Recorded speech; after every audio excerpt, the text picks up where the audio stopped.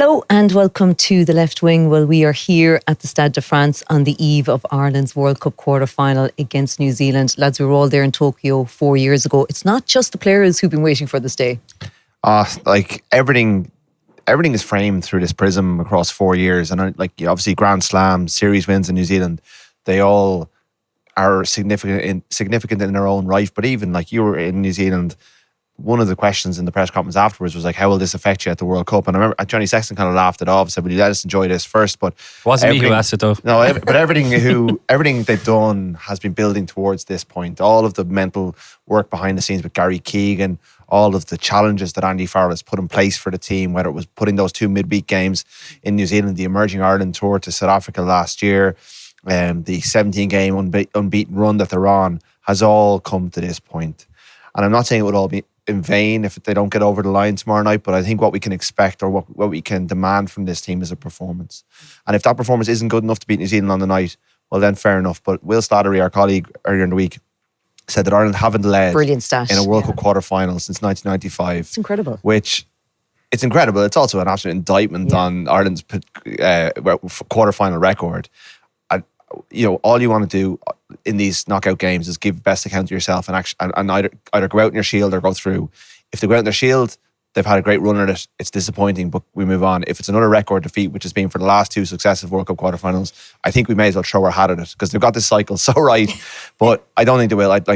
Having been at the New Zealand press conference today, some of the stuff we'll talk about during this podcast, Ireland are in a better place. They look like a better team and they're primed. We just did a press conference with Caelan Doris and Dan Sheehan. Very relaxed.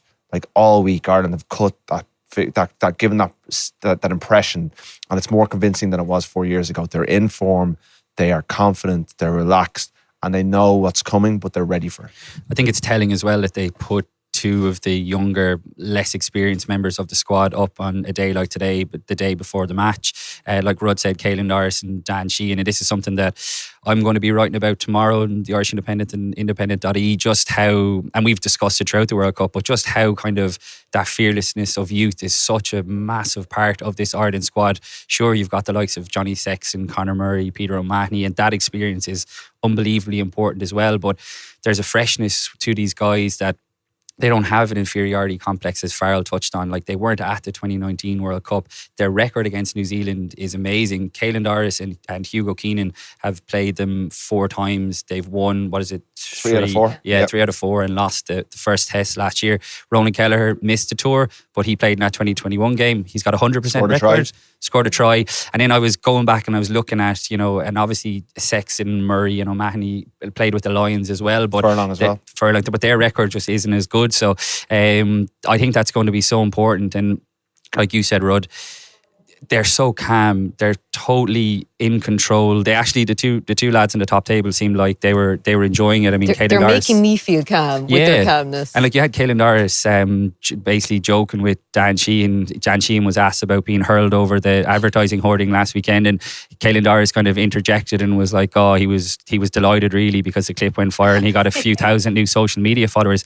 Like, this is just over 24 hours out from the biggest day of their lives, and they're like cracking jokes and having a laugh, and I think that's reflective from the top down. I thought it was smart as well that you had 3 figures at the top table and none of them worked with Joe Schmidt, so just killed the Joe narrative on the eve of the game. I think they got Keith Earls out early, they got their message out early. They didn't really want to spend the whole week talking about Joe Schmidt. They know he's a figure of influence in this game, but I don't know if that was deliberate or was it by accident, but I thought if it was deliberate, it was smart, because his name didn't crop up because he just wasn't relevant to those people. And that's, just thinking a little bit ahead, I mean, obviously the big news is that Mack Hansen trained and he limped onto the pitch a little bit. We were all a bit worried when we were filming our video. We hadn't seen what we were going to see, but then they locked into team moves very quickly, a bit quicker than I've seen them do at other times, almost to show us.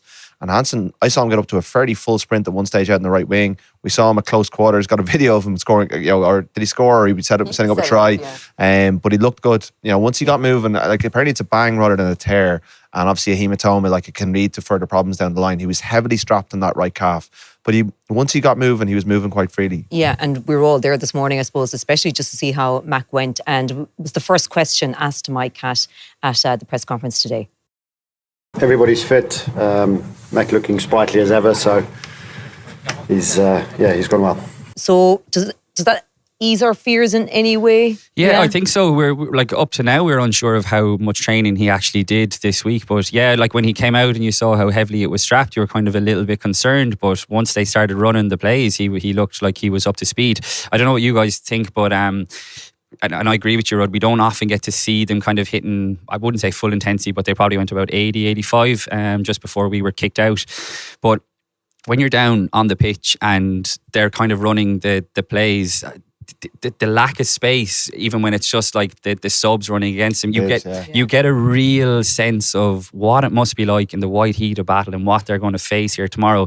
Like, space is just at a premium, because when we're sitting high up in the stand and any of the supporters, you can see it down and it looks like there's loads of space. But I was really struck this morning by, whoa, like, and obviously there was no real contact in that, but you could hear the players calling and how loud they actually have to call, because that's such a big issue as well when you think about what the atmosphere and how loud it's going to be tomorrow. But I thought it was a real fascinating insight, because normally, for anyone who doesn't know, like, we're allowed in for the first 10 minutes, let's say, of the captain's run, if even, but we normally just see them stretching and passing the ball around, whereas they've been doing a lot more, I feel, in this tournament as well under Andy Farr. We're kind of getting to see a lot more, I think. It's great, because it gives you a better insight, which hopefully we'll be able to relay to anyone who's listening and watching. And even at the All Blacks one the other day, they did a little bit differently. They allowed us into the end of the session when they were still running a few drills. You had Joe Schmidt in the middle of the backline moves, and then he was running over to a bit of breakdown stuff. So I don't know, I personally find all that kind of stuff fascinating, because we just don't get to see enough of it. And that's what I was struck by this morning, is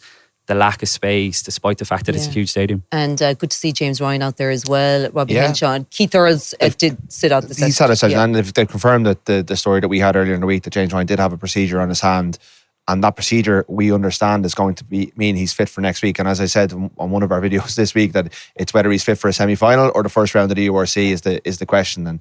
And both of his wrists now, so it's unusual, isn't it? Both of them are strapped. I mean, that's going to be difficult. But he's a warrior, and he's obviously, they would have sent him home if he wasn't going to play another part. So if they can get through this massive challenge at the weekend, and that is that if is doing a lot of heavy lifting, they will be able to welcome Henshaw and Ryan back next week for a semi-final, which will just be such a boost. But look, got to get through Saturday first. Yeah. It's probably worth mentioning that James Ryan, certainly from when we were there, stood out of when they started running the moves, because you'd imagine he had the procedure. They've confirmed that now. There must still be a certain tenderness, or whatever word you want to use, with his hand. So clearly they were being careful, but you saw confirmation that it was the opposite wrist to the one that he hurt a couple of weeks ago. So he's got issues with both of his wrists, which, particularly for his position, is not ideal for any rugby player, let's be fair, but particularly for a second row. Yeah, so today's press conference took a bit of a strange twist, didn't it, when a New Zealand journalist asked Mike Catt if they had a photographer at the open part of their training session yesterday, was it? Yeah, yesterday. So here's the question and the answers from Mike Catt. Did you guys have a team photographer at the All Blacks training run yesterday? If so, is that something you normally do? You'd have to. Sorry, I wasn't part of that. So, but it was open. It was open, so I assume you're allowed for the first 15 minutes, like anybody. I don't know. Allowed in theory, but yes. The rules say yes. As long as they're standing with the rest of the photographers as a non-right sort of photographer, they can. So you did have someone there, or not? No, I don't know. You don't know? I don't know. Okay. Bizarre. Like, really bizarre and paranoid, you know. And my sense is that this has come from within New Zealand media. It's not the New Zealand media constructing a story, that this is something that's come from the New Zealand management.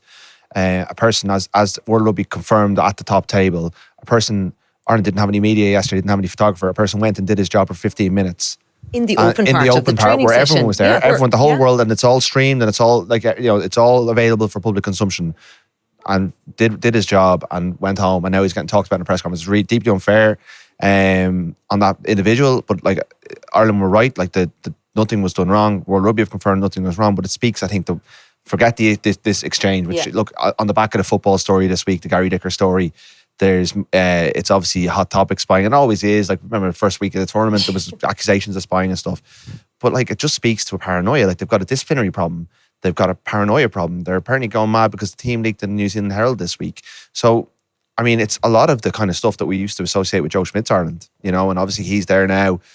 this kind of wasting energy on stuff that doesn't matter. Now the Talea thing does matter. So you that's were a at the big press story, conference yeah. yesterday. I was actually. I was scrambling to get across Paris. I actually just missed the start, but yeah, Ian Foster clarified that Mark Talea, their star winger, one of the key players that they've brought into the team since that series, 2 tries here a couple of weeks ago against France, a difference maker for New Zealand. A guy who's very hard to bring down in the tackle, breached the team protocol and is out of the All Blacks team for a World Cup quarterfinal. And Unbelievable. I think the team of 07 maybe there was a bit of a sense that they weren't the most disciplined bunch of All Blacks, that kind of era. But the 11 and 15 team were, they're even putting up videos of themselves. The humility is on overdrive this week of getting the bags, getting the bags off. God. This kind of this image that they portray. Well, if you lads breaching team protocols, it doesn't matter how well you work getting the bags off. You've just lost a guy for the weekend, and he's a star. That's a big story. It's a big story back in New Zealand, and it should be treated as such. It can't be brushed off. And they tried to say, it's the 32 players coming together, and it shows how together we are ahead of this game, and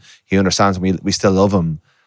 But, you'd much rather have him on the pitch. It speaks to it's not the most cohesive, unified bunch. It's ill-disciplined. It's all the things you don't associate with that jersey. And it's, they were also, the press conference yesterday, they were just talking up Ireland over and over again. And they weren't doing it, they have to deal with the fact that they're no longer number one, that someone else is. I used to go to Ireland press conferences New Zealand press conferences where they didn't know any Irish players' names. But here's Richie Mo'unga and Artie Savea waxing lyrical about everyone, subs. It was mad. The dynamic has shifted so much in 4 years.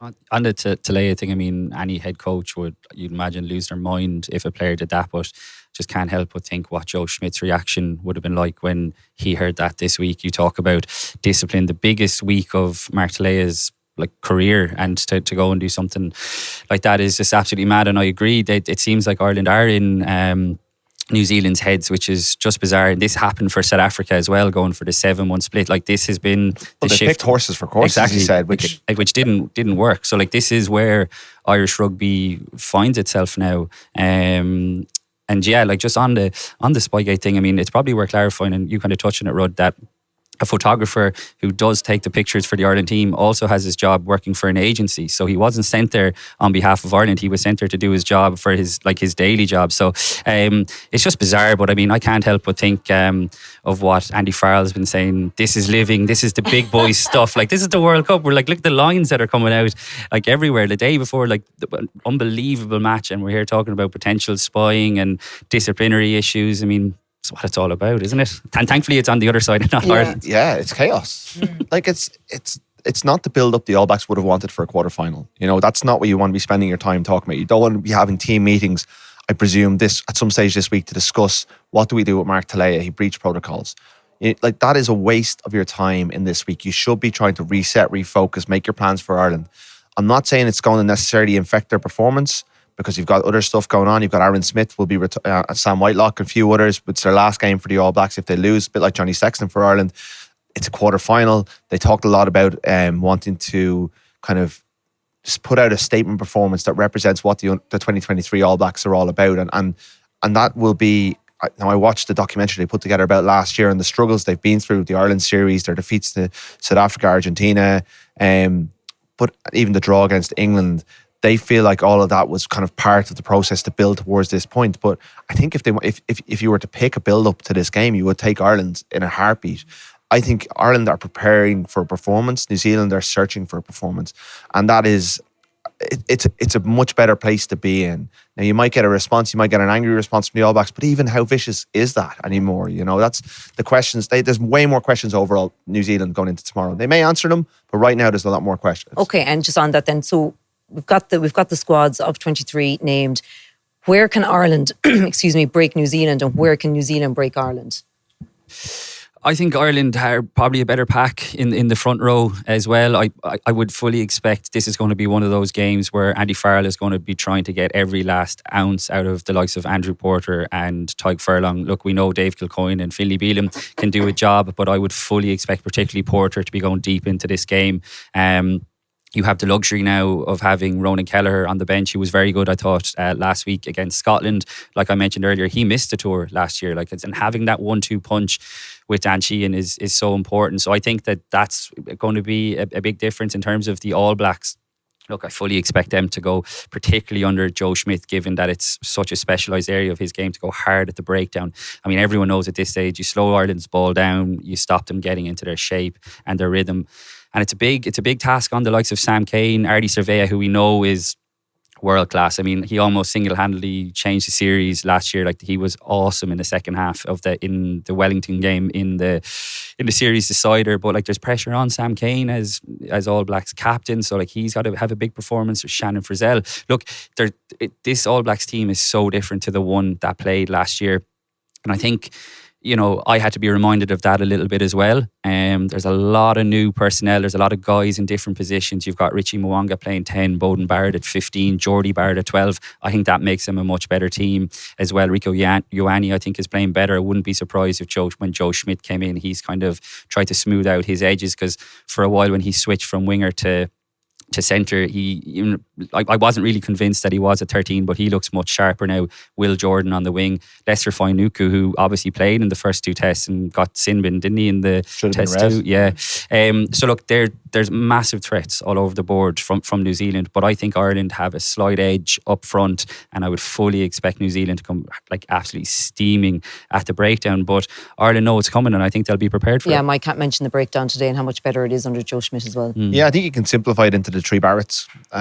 If Scott Barrett can dominate the collisions in the way that we've seen him do from time to time, like, he's a big boy, he's a big second row, it's kind of his time. He's you know, Retallick and Whitelock are still there, but he's forced his way into that part. He's broken up that partnership, and he is a physical presence. So if he can get the better of Ian Henderson and Ty Byrne in that area, that's a big win for New Zealand, because that's, you know, where the breakdown will be won in terms of the first arriver. He's a bit rash as well, though, isn't he? He is, I mean, yeah. like, he's not finished article by any means, but I think Ireland have the edge in pretty much every area, but he has to play out of his skin. Then we've got Geordie, because he's the focal point of their attack. He wins those first collisions. Joe loves a big centre in the number 12 jersey. He loves it. And if they play off that, so he'll come up the middle, they play off that. That's where Joe likes to play. Stop Geordie Barrett at source, dirty that ball. They can't run those moves. That's gone. Bowden Barrett's tactical kicking game and his ability to come into the line and run the show. If he's getting second touches, if him and Mwanga are singing, then Ireland will be in a little bit of trouble. But it was interesting listening to Justin Marshall earlier in the week on the left wing. He doesn't think Bowden Barrett should be in this team. He thinks it should be Will Jordan, a fullback. He's unhappy with Ian Foster's selection. He thinks that Foster has compromised to keep Barrett in the team because he's almost afraid to drop him. Again, watching that documentary, Barrett was one of the teams who went to bat for him. The senior leadership group went to the NZRU and said, we want to keep this guy. Sam Cane, should he be in this team? Yeah. I would have already said at 7. They have options at 8. Instead, they're sticking with Sam Cane. Now, he is a good leader. He's a very good defensive player. But he's been dominated by Ireland before. We all remember Peter O'Mahony and what he said to him. So, like, there are more questions. Ireland, I think, have the edge in the scrum. They will go after the Irish lineout. Again, Barrett's presence, but they haven't gone for Barrett at 6. Frizzell's not going to get off the ground as much. And Ireland simplified their lineout really well the last time. Went to the front.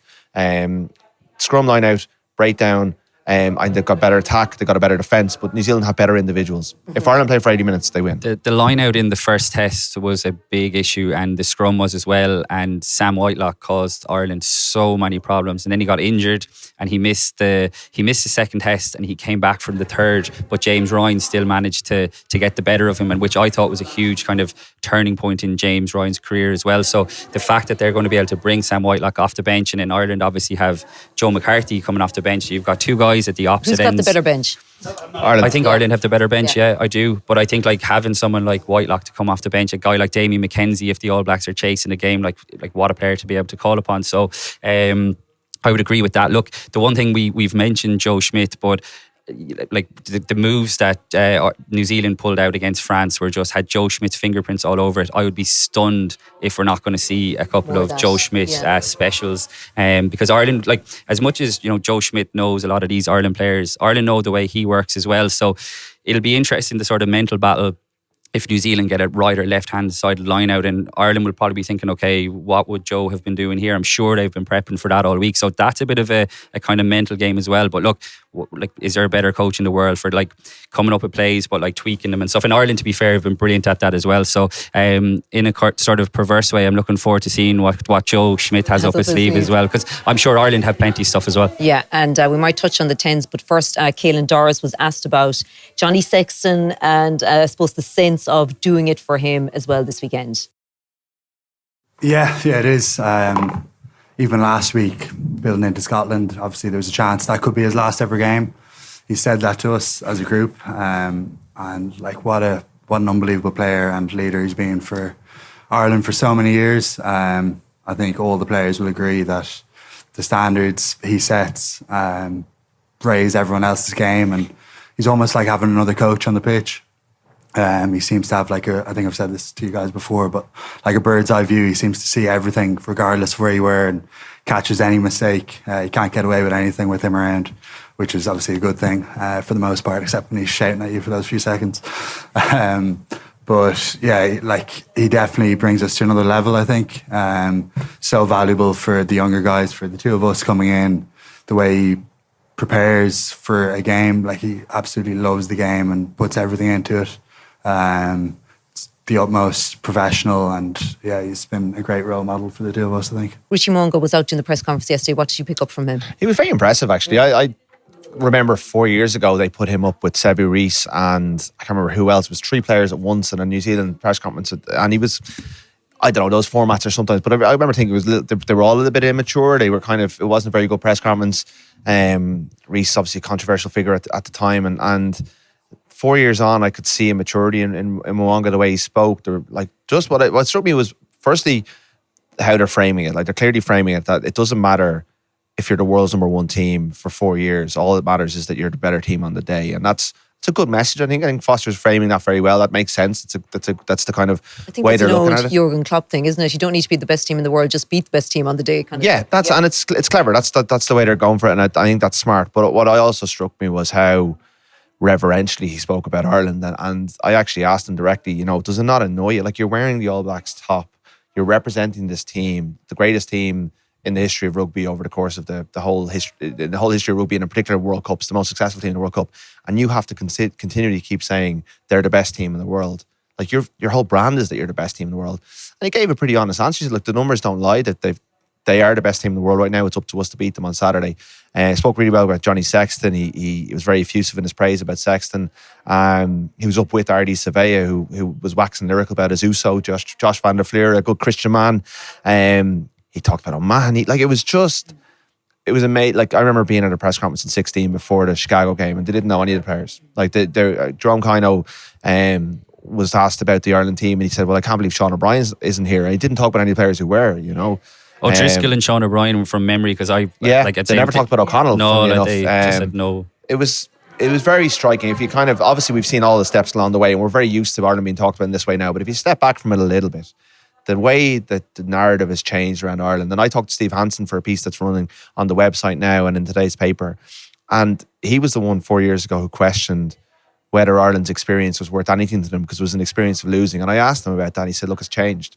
4 years on, they're a better team. They've gone through an awful lot. He thinks that the quarterfinal thing will still be a factor if New Zealand get in front and Ireland are forced to chase and get themselves in a hole. But he thinks Farrell's a brilliant coach. He thinks Ireland are a brilliant team.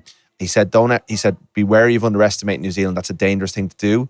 But listening to all of the punditry that we've heard this week, talking to Conrad Smith for a piece I did earlier in the week, they are incredibly enthralled to the Irish team. They think Ireland are a really superb side, and they don't, like Conrad Smith said, if they play 10 times, Ireland would win 7 of them. It's just up to New Zealand to produce a performance, and they're kind of chasing that performance.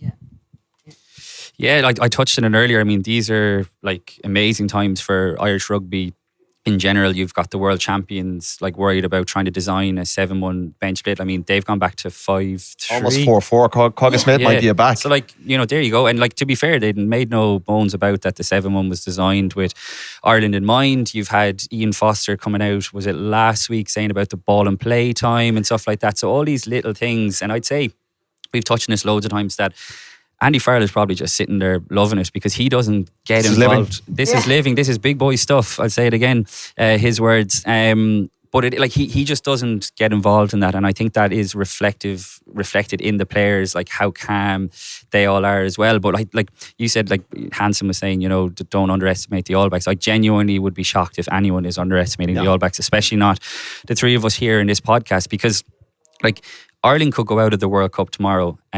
Easily, of course they could. The All Blacks could turn up tomorrow and be absolutely unbelievable. But as long as Ireland, it's not, yeah, exactly. As long as it's not a no-show, we bought into everything they were saying 4 years ago, Sinead. Like you said, we were all there in Tokyo. The body of evidence was nowhere near what it is now, but they still projected a confidence. Whereas now, there's so much evidence to support what they've done. And yeah, I'm optimistic that if they turn up and if they are anywhere near their best, then it will be good enough. But there's so many factors that we've spoken about. I mean, if there's an early red card, if there's... They talked about extra time as well and penalties. I've just done a piece for the website explaining what happens. So it's extra time, 10 minutes aside. Then if that's still level, it goes to sudden death. First points wins. And then it's penalties. So 5 chosen kickers in 3 different positions on the pitch. Bring back flashbacks to Munster to lose a couple of years ago with different rules, 5 players. So like that, bringing 3 of whom are Andrew Porter. What did Mike say? Andrew Porter. But it was interesting when it was Dan Sheehan who actually raised it first, wasn't he? In the press conference, I think it was Miles Harrison. They've addressed it. They've covered every base, and that's great to hear because that's the kind of thing that could be. You're so focused on the 80 minutes that you have to be fully aware of that picture. It's no surprise though. I mean, when you see Jamieson Gibson Park and Gary Ringrose playing on the wings last weekend, Gibson Park thrown into lineouts. It's Stuart McCloskey coming out afterwards saying that I was running on the wing in training last week as well. It's absolutely no surprise that Ireland will have been prepared for this. And it was interesting that Mike Catt, mentioned Tyg Byrne as one of the kickers. I'd back Tyg Byrne with that. Oh yeah. I'm trying to think of how heartbreaking it will be. I mean, for us as well, because I'm filing on the deadline for Sunday Indo, which would be well beyond our bedtime by then. So hopefully it doesn't come down to that. The other factor we should talk about though is the crowd. I mean, it's going to be a home game for Ireland. So the 3 Test series last year. I wonder. No. How do you mean? I just wonder how big the crowd's going to be big, right? But like I've heard of lots of people who have bought who got tickets for both quarterfinals. So that like you'd imagine the French fans would have got tickets for both quarterfinals as well. Like, are they going to be willing to do swaps with Irish fans, or are the French fans going to say, "Oh, I'm coming to the double header"? The French have a massive affiliation with the All Blacks. Absolutely, so and there's a mystique in that. Yeah. I think the official line was, I was asking the RFU earlier, 30,000 Irish fans postal addresses got tickets, and they probably most likely bought multiple tickets. Yeah, so you would hope that maybe, like, and I'm including the Irish fans who have tickets for Sunday's game, could maybe do a bit of a swap to ensure that like as many of the supporters of the teams anyway they can do it. Get there. And if there's any bunch of supporters that will find a way, it is the Irish fans. But I would be surprised if it's going to be like the 60,000 that was here for the Scotland game. For South Africa was huge. Oh, it was incredible. Would be really and impressive. that they've avoided France means that there's much bigger chance. I would imagine a lot of the Kiwi fans are probably only arriving this week in the expectation that they're going to be here for the next 3 weeks. Yeah, they just arrive in now. Yeah, so what about those other quarterfinals? Obviously, I cannot wait for Sunday night as well. It's been hard to think about it. Like I was in the press room, or I went to Roland Garros, which is where the main media centre was on. Or is on, and they host press conferences there. France and South Africa. Nice setup, you were saying. It's lovely. I mean, I want to go back and cover the tennis. I thought you were going to say you want to go back and cover Ireland there next week. Well, I do. Yeah, absolutely. I hope so. But South Africa had a press conference, and I was just, God, I haven't really given this. We've been so all-consuming this week with Ireland, New Zealand. Such a big game. I've given very little thought to what's going on Sunday, and I am accredited and looking forward to going. And I remember 4 years ago, we were trying to file our obituaries. Right up until kickoff of Japan. I was still filing after kickoff. But this is going to be a very different game, and like you're going to look at, it's basically 2 different sports. You're going to look at Ireland, New Zealand, both running teams. I mean, loads of kicking. There's going to be points taken from everywhere. South Africa have gone with Libbok, which is a big surprise. I think France is going to win it. I think the home advantage is absolutely huge. Like, we haven't even mentioned the fact that Dupont is back. I think he was doing the press conference this morning as well. Like, what a remarkable recovery. I think that he'll be wearing is. a scrum cap, will he, tomorrow? I think that's that's not going to do his cheek much good. No, that's just all optics, really, yeah. isn't it? I mean, what was it, 20 days ago? He had a metal plate inserted into his face, but like as soon as he was given the green light by the medics, I don't think there was a chance that he was going to miss it. He's made of tough stuff. So yeah, I would think France slightly, but similarly the way I feel about the All Blacks, like South Africa could turn up and do a job like they did to the All Blacks, before the World Cup. They're well capable. Not France. No. There's one pack they can't bully. No, they can't, but I still think they've got the quality to match them and to possibly beat them. I look at it the other way. I think France can deny South Africa that supremacy in the pack, and then you look at what South Africa have if they're operating not off front foot ball. I know Libbok is there, but can they damage France in the way that France can damage South Africa? France have better backline. France have more X factor, like Arenza Colby, and obviously Leroux's on the bench, isn't he? It's Willemse starting and Leroux on the bench. Leroux and Pollard Willemse coming starting, on, yeah. which is a really good combination as well. South Africa are quality, one of the top 3 teams in the world, and obviously the world champions. But I think France have their number. Especially, you gotta, like Sunday, having been here for the first night of the World Cup. If you think the Irish crowd are a factor, the French crowd here, all on top of the referee, it's going to be a major Ben part O'Keefe, of this. I think, isn't it? Yeah. Ben O'Keefe is the ref. And South Africa weren't happy with him after the Ireland-France or the Ireland-South Africa game. That is a factor. If Ireland play France in the final or down the line, it is going to be a factor. France have an incredible backing, and it does matter. You were here for the Six Nations game. When they get on, the atmosphere here is amazing when France are playing, and it's like, I think that obviously South Africa will have more fans. There is a more democratic ticketing process, but it's hard to explain to people who aren't there how symbiotic the French team performance is with the crowd. Yeah. What about the 2 other quarterfinals then? Wales against Argentina on Saturday, and then England against Fiji on Sunday. And they're in Marseille, aren't they? Both in Marseille, both before they're the early games. We definitely got the kind of the better half of the draw here in terms of the matches and being lucky enough to be able to go to the one on Sunday as well. I mean, I wouldn't be surprised if it's 4 Northern Hemisphere, 4 Northern Hemisphere teams. I mean, like Argentina, again, like they just really haven't been that impressive, but they are capable of delivering a big performance. We haven't seen a lot of evidence to suggest that it would come.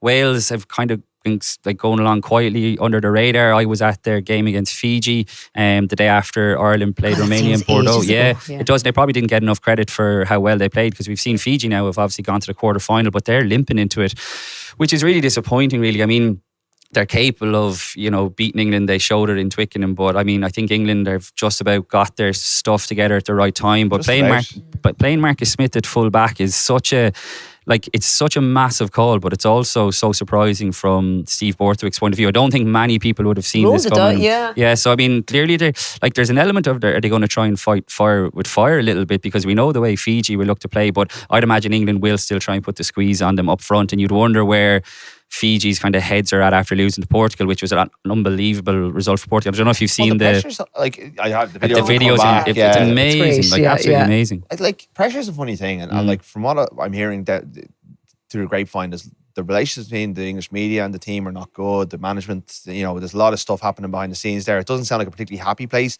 The fans aren't travelling. The tickets were returned from the English fans. Fiji will be the local. Like, if there's a lot of French in the stadium, Fiji will have the locals behind them.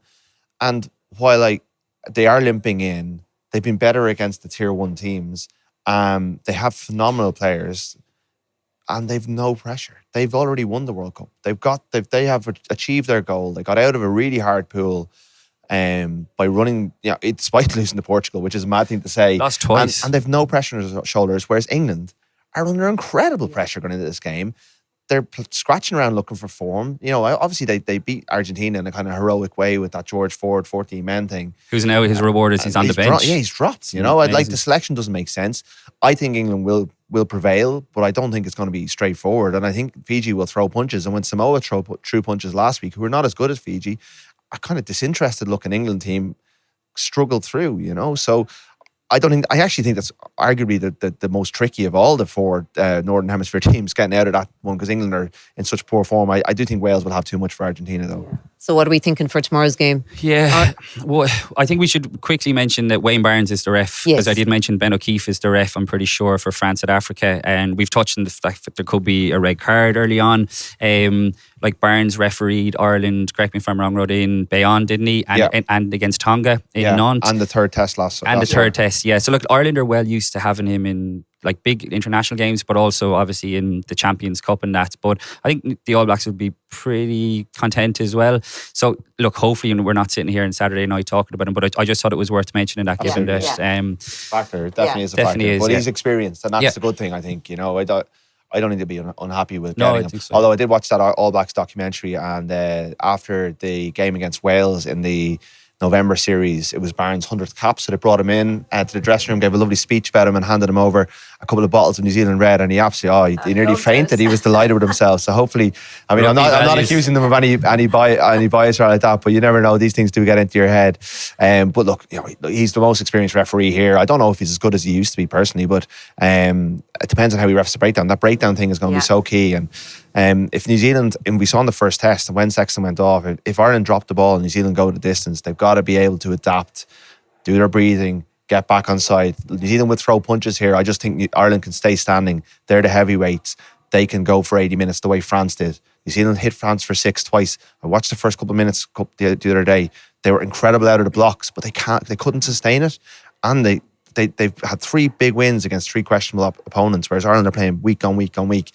I'm worried maybe that might lead to fatigue in the second half and a high ball and play game, but it's a battle hardened thing as well. The way Munster were in the URC, we'll see. Even Hansen said to me that Foster has decided to go for freshness, that he's rotated heavily to have them fresh at this point.